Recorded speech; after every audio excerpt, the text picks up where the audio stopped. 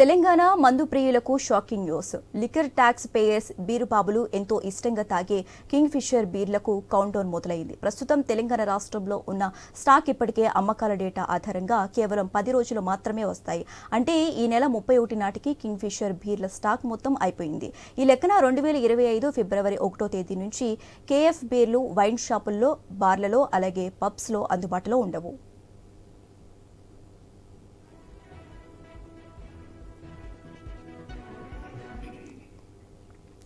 King fissure బీర్లు సరఫరాను నిలిపివేస్తున్నట్లు 10 రోజుల క్రితమే ఆ కంపెనీ ప్రకటించింది. ప్రభుత్వం నుంచి రావాల్సిన బకాయిలు రాకపోవడం, ధరలు పెంచాలన్న కంపెనీ నిర్ణయానికి తెలంగాణ ప్రభుత్వం అంగీకరించకపోవడంతో కేఎఫ్ బీర్ల సరఫరాను నిలిపివేసింది. దీంతో ఉన్న స్టాక్తోనే ఇప్పుడు నెట్టుకొస్తున్నారు.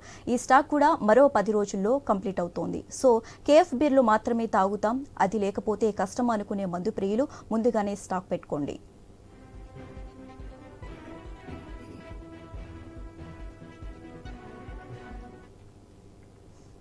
కింగ్ ఫిషర్ బీర్ల సరఫరాపై ఇప్పటికే తెలంగాణ ప్రభుత్వం ఆ కంపెనీలతో చర్చలు జరుపుతోంది.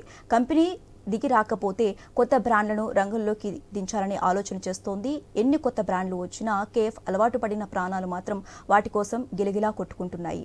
ఈ 10 రోజుల్లో ప్రభుత్వ నిర్ణయం ఎలా ఉంటుందో చూడాలి. Wait and see Kingfisher brands.